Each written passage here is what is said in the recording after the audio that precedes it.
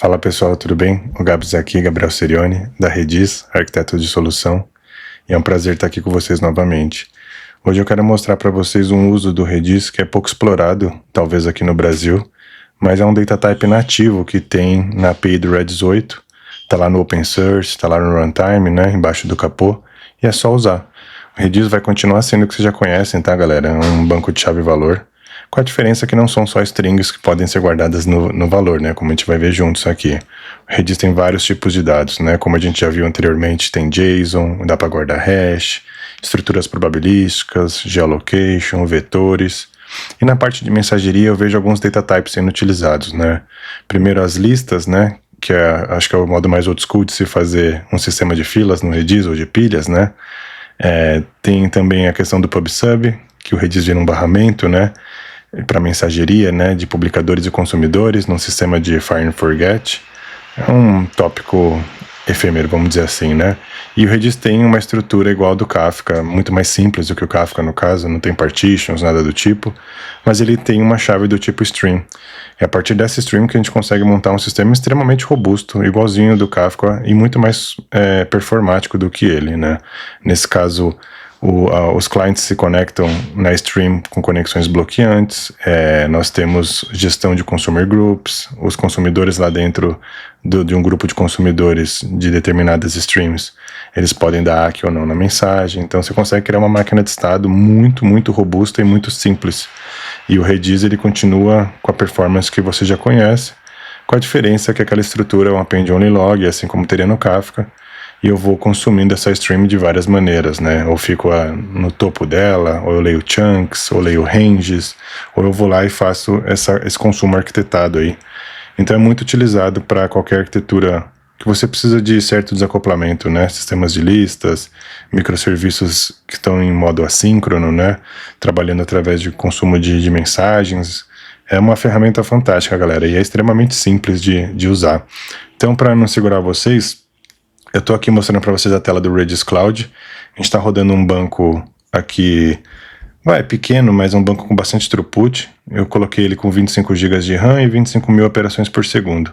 Nada de CPUs extras, nenhuma customização. É o Redis mesmo que vocês já conhecem, tá, galera? E na parte de conectividade, eu fiz um VPC peering para um consumer lá, para uma EC2, né? No caso, em produção, eu imagino que as streams, os consumers rodariam em Kubernetes ou em Lambdas, com HPA, né? Enfim, com escalabilidade linear. Mas aqui a gente vai rodar uma máquina na AWS, que ela está numa VPC minha, tá? E essa VPC tem um peering com Redis. Para que é isso, Gabs? Para que a gente possa se conectar no banco pela interface privada, usando a rede da Amazon, né? Muitas vezes, se vocês estiverem indo para produção, vocês vão estar usando o Private Link, usa o AWS Lattice, então você nunca sai pela internet, tem uma performance extrema e tem várias formas de conectar de maneira privada, né? Lá na AWS, galera, eu nem vou me perder muito tempo com isso, mas se a gente vier aqui no Firefox, no canto direito, eu tenho uma máquina que eu estou chamando lá de MicroRedis, só para o cara de FinOps não chamar a atenção dele, né? Mas ela está rodando uma C5 Extra Large. Daqui de dentro, galera, eu vou soltar minha demo, que é basicamente um sistema que simula a troca de mensageria entre o Pix e o Bacen, né? Então a gente tem um consumidor colocando milhões de informações ali na stream, e a gente vai colocar, sei lá, 3 a 5 workers para consumir essa stream de maneira muito, muito performática, né? Depois a gente entra nos detalhes, né? Mas o Redis ele permite que você consuma através de uma conexão bloqueante, né? Ou seja, eu tô lá no connection pool, eu não fico fazendo handshake TCP, né? Ele fica lá o cliente esperando, e eu tenho como pegar uma mensagem da stream ou lotes, e na hora de processar esses lotes eu ainda posso usar um conceito de pipeline no Redis. Então a ideia é que a gente dê uma vazão absurda, mas que também tenham testes granulares, onde eu ponho uma mensagem e a gente vê o tempo que demora para ela ser consumida, né? A minha intenção é que isso esteja abaixo de 2 milissegundos, considerando o tempo de rede da AWS. Né? Se vocês pensarem no SQS da Amazon, desculpa essa barulheira, galera, tá ventando muito. Se vocês pensarem no SQS da Amazon, eles demoram mais de 70 milissegundos para uma mensagem ser lida, né? Então é uma diferença absurda de performance, né? Nem vou entrar nos meandros do Kafka aqui, mas a ideia é para esses casos de real-time que eu preciso de performance, e o Redis brilha nisso, tá? Então, pessoal, eu vou abrir o Redis Insight aqui do lado, ó, só para mostrar para vocês. O Redis tem vários data types, como a gente já falou, né? JSON, string, sorted sets, time series. A gente vai mexer com as streams hoje aqui, tá? Depois eu entro no buraco do queijo, do que é uma stream. Mas basicamente aqui eu que estou definindo, né, a estrutura dessa stream aqui. Então ele continua sendo um KVS, é um banco de chave-valor, com a diferença que o valor é do tipo stream nesse caso. E aí aqui eu que inventei esse transaction ID, esse backend ID, quantidade, é só para simular um sistema de Pix mesmo, bem bobo, tá? E aí aqui eu estou deixando o Redis ser responsável pelo ordenamento, né, das mensagens. Então ele coloca um epoch e um sufixo aqui. O Redis ele nunca perde a ordenação das mensagens, você não tem problema de mensagem que não foi processada. Se isso acontecer, né, o worker não deu WAC, ela fica pendente, né? A gente tem um sistema muito legal, mas vamos por partes agora, galera. Eu já subo a demo aqui, a gente já termina, mas vamos fazer um banho de loja nos data types rapidamente, tá bom? Que são voltados para mensageria, né? Então eu vou colocar em Presenter View aqui uma apresentação, só para mostrar alguns conceitos, que vai levar 1 minuto, tá, galera? Pessoal, Redis para strings não é o caso agora, mas é o que é mais utilizado mesmo, né? O valor é uma string. Hashes, que é uma tabelinha flat, dá para substituir muito caso de uso de DynamoDB com isso aqui, Session Storage, etc. O JSON, beleza, um documento também, né? Aqui que a gente costuma fazer bases vetoriais, etc. E aqui começa a parte mais para mensageria, tá, pessoal? O Redis antigamente ele era muito usado com listas, então tinha um publicador escrevendo do lado esquerdo e um consumidor pegando do lado direito. Então LPush, o publicador, e o consumer dando um rpop, e jogando para uma outra fila, uma fila de triagem, dead ladder queue, várias bibliotecas, tipo BuMQ, tem outras do mercado que elas usam as listas por baixo do capô para manter o Redis como um sistema de filas, né? Mas isso aqui é uma maneira mais nativa, mais antiga, né, vamos dizer assim, né? O Redis evoluiu bastante desde a versão que só que saiu, que deve ser na 4, sei lá. O Redis tem um PubSub muito performático também, pessoal. Ele não gasta RAM, basicamente ele vira um broker, então você tem essa capacidade de publicar e subscrever, né, subscrever-se, né, a vários canais, vamos chamar assim, de maneira onde os publicadores e os consumidores não precisam se conhecer, né? Então a gente está criando um barramento mesmo, parecido com o Tíbico, com outras coisas de PubSub, e ele não tem persistência, porque esse caso é para dados assim que são transientes, menos importantes, ou que não precisam ser recordados numa transação, né? Então é uma máquina muito ferrada, galera. Ele usa a mesma coisa do Stream, conexões bloqueantes. E aí, né, vou abrir o Red Insight só para demonstrar para vocês aqui. Então no Red Insight eu vou vir aqui no menu de PubSub só para brincar, né? Então eu vou falar que eu vou assinar um canal, canais que começam com Gabs, né? Gabs asterisco, por exemplo. E aqui, por exemplo, teria um canal Gabs 123 e eu vou publicando mensagens e quem tá escutando tá pegando, tá? Poderia ser 1 ou 100 clientes escutando isso aqui. É uma conexão de N para N, não tem... É só um handables, né? Vamos chamar assim. O cara parou de se subscrever, caiu o pod, aconteceu alguma coisa... A mensagem é perdida, nunca mais é capturada por aquele consumidor. Esse é o design, tá, do PubSub, galera. Por quê?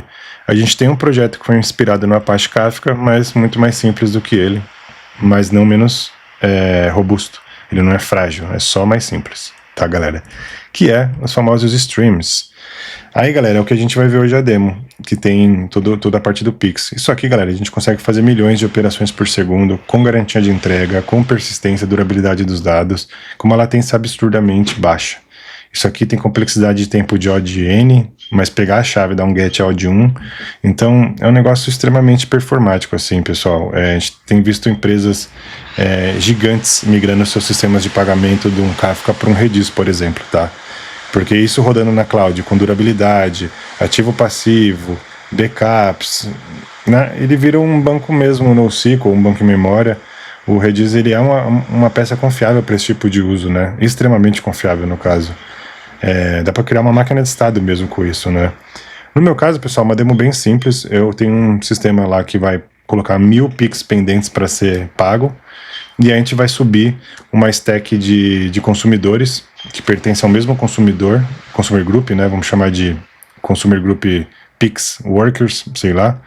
E aí imagina que esses consumidores vão acabar atacando essa stream de maneira coordenada.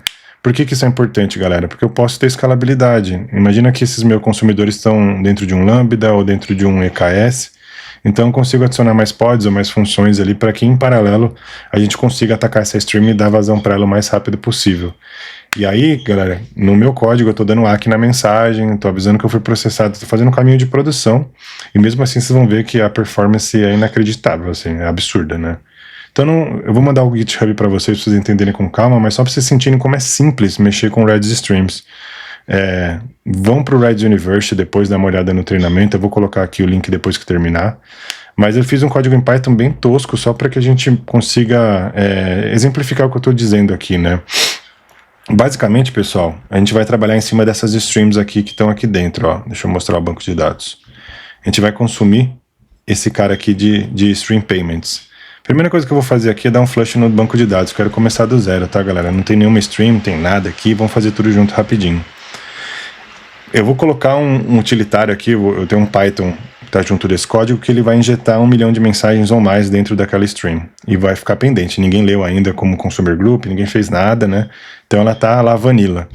E aí, pessoal, aqui dentro do código, eu como um consumidor, é muito simples. Basicamente eu estou inicializando um consumer group.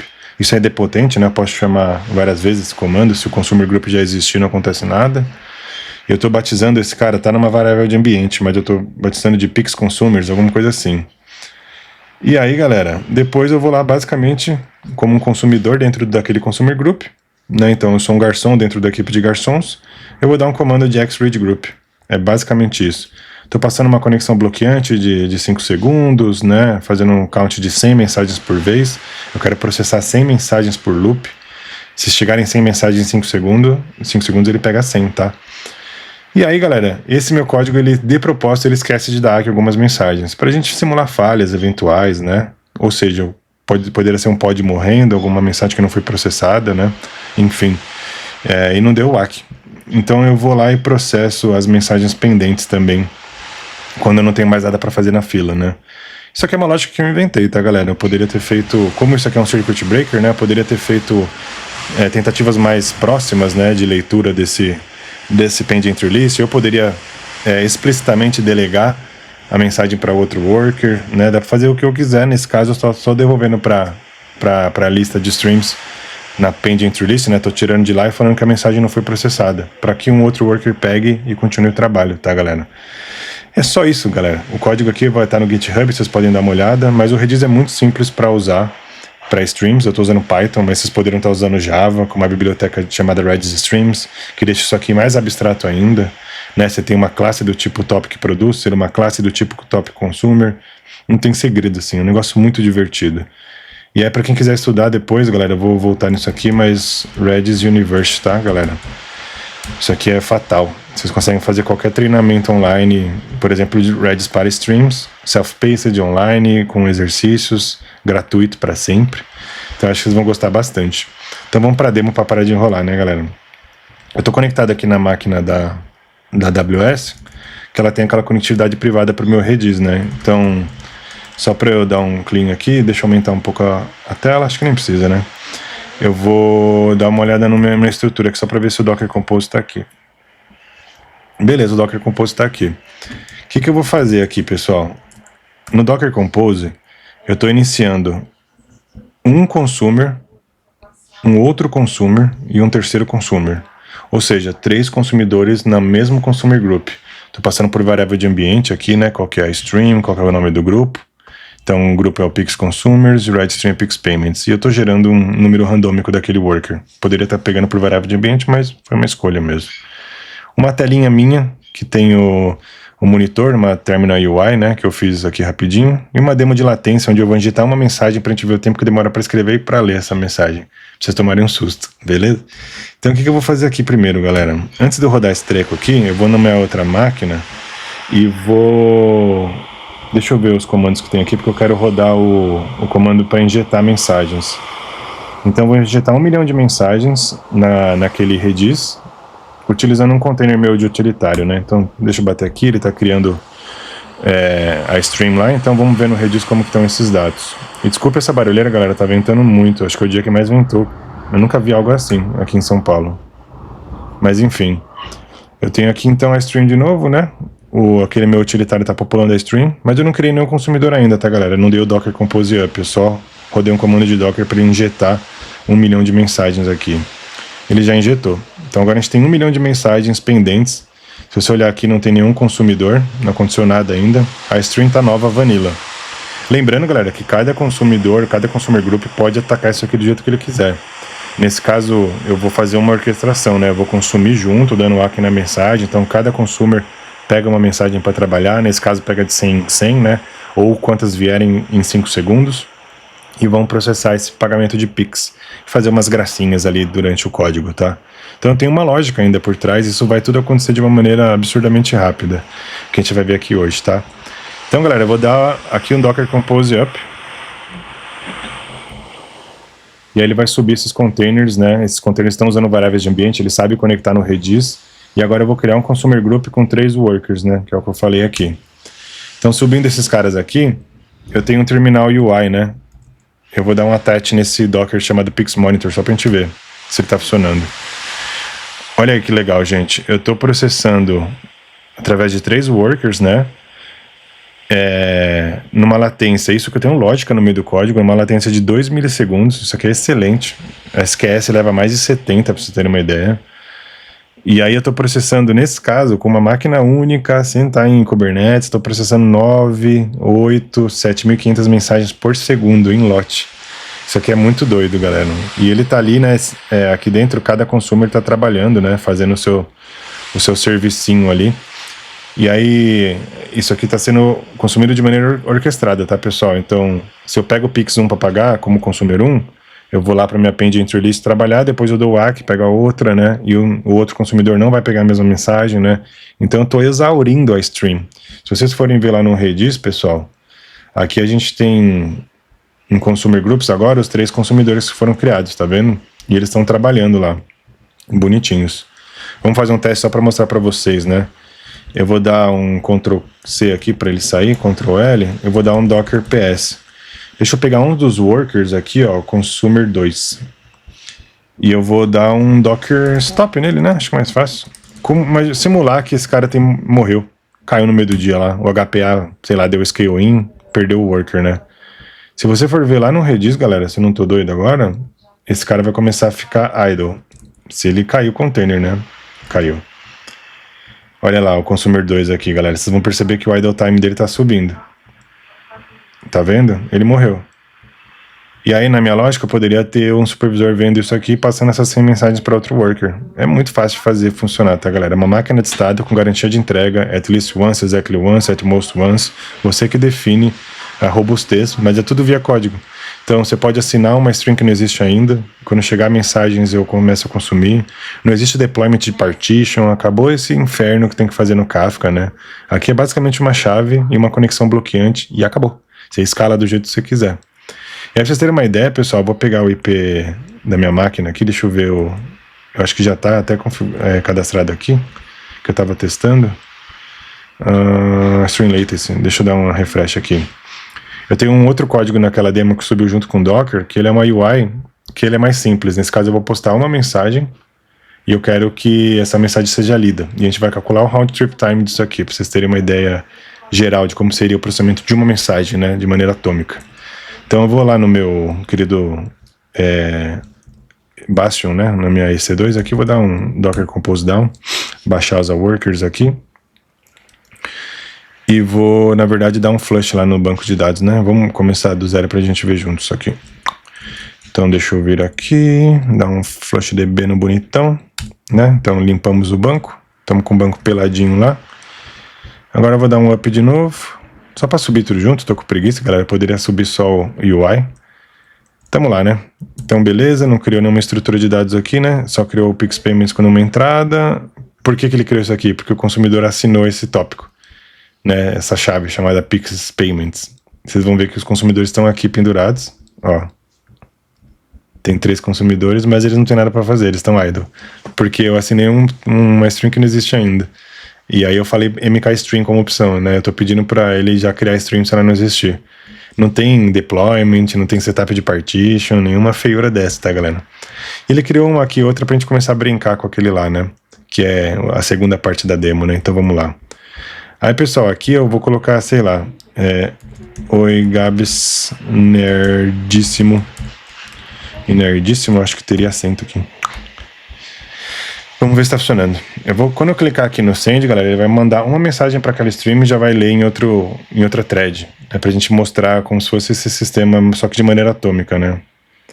Então aqui 2.4, 2.7, tá vendo, ó?